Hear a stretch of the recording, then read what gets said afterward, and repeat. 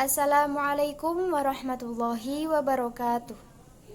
My name is Riza Aliata Rahma. In this video, I will explain you about the some characteristic of people. No two people on the planet have the same set of personality traits, not even identical twins who were apparently brought up in identical circumstances of have similar genes. What then makes each of us so unique? Why is it that you have a personality that is distinct from the personality of everyone else? The answer lies in psychological needs.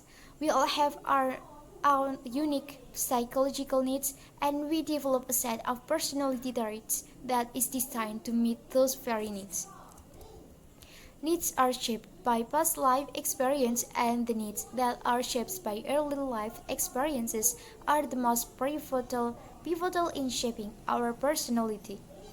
If you want to understand the crux of someone's personality, all you got to do is know their early life experiences and figure out what impact those experiences must have had on their psyche.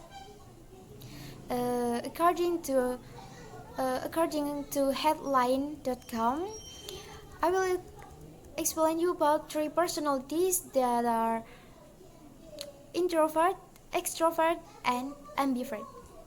What is an introvert? When someone asks you to describe an introvert, your thought might go to the most reserved and thoughtful person you know. Maybe you think of the friend who mostly avoids social attention or social engagement, or the sibling who prefer to occupy a quiet corner with a book, or the family dog. But what if you're the one who prefers a quiet night at home to a crowded party? Maybe you feel exhausted and drained after interacting with anyone other than a close friend or two. If so, you might have started to wonder whether you're an introvert yourself. Introversion itself isn't a measurable personality trait as such. Rather, introversion refers to low levels of extroversion.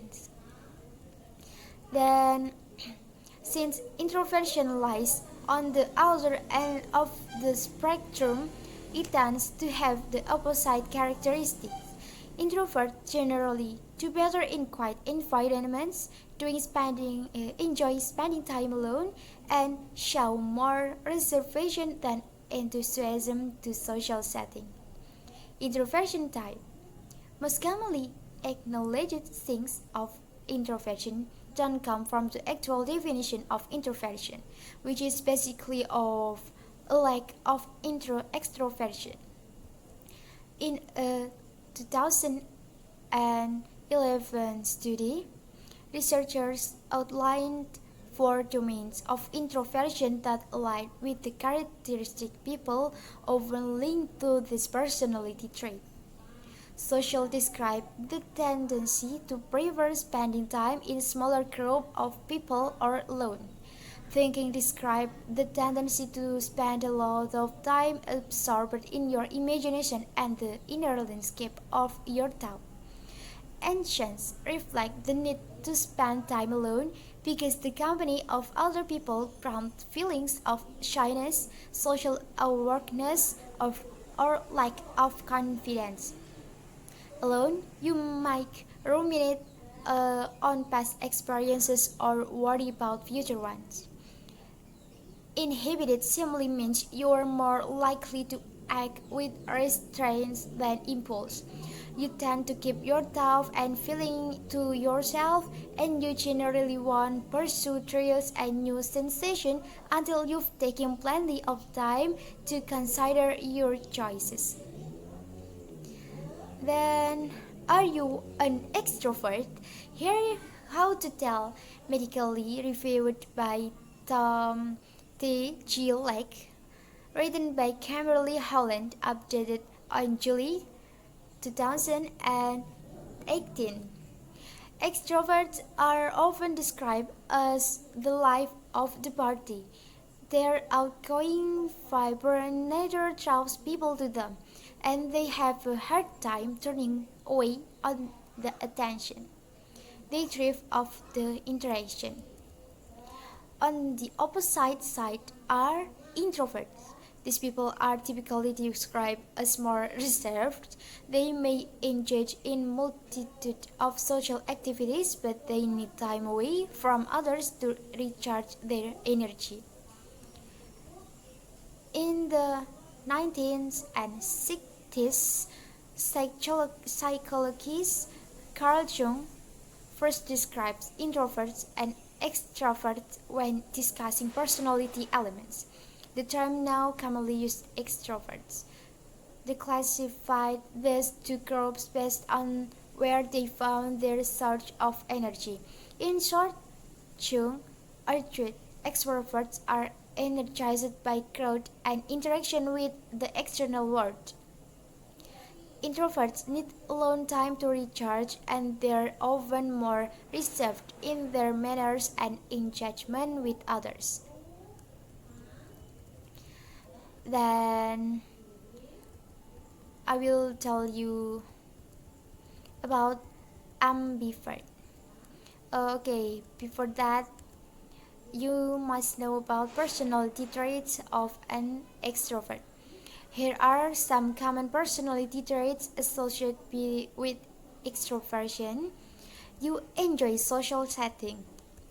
People with more extroverted tendencies are often the center of attention. Number two, you don't like or need a lot of alone time. While introverts need to escape to their homes or office after a night out with friends or an intense meeting, extroverts find that too much alone time drains their natural energy. Then you thrive around people. After that, you're friend with many people. Extroverts make new friends easily.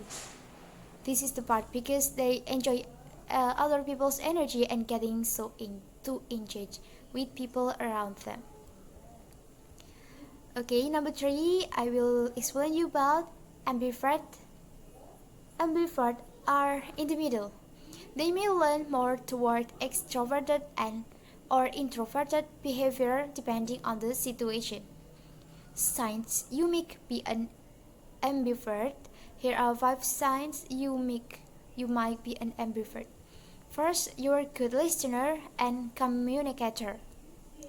Extroverts prefer to talk more and introverts like to observe and listen, but ambiverts know when to speak up and when to listen.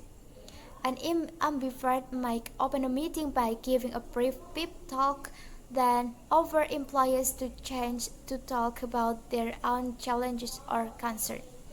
Number two, you have an ability to regulate behavior.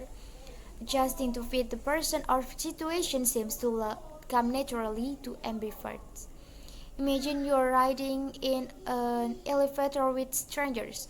An extrovert might start making small talk, but an introvert might put in earbuds or others to avoid interaction. You might choose either option depending on your fellow riders. Number three, you feel comfortable in social settings but also value your alone time. Ambiverts can feel like they're in their element or in a crowd or when enjoying a quiet evening at home. Ambiverts have lots of great traits. They are able to be flexible in a variety of situations, often knowing when to talk and when to listen. This skill can prove really valuable in different social interactions. But no matter where you fall in the personality spectrum, taking the time to analyze the way you act and interact can be helpful in improving your personal and professional relationship. That's enough from me. Thank you so much. Wassalamualaikum warahmatullahi wabarakatuh.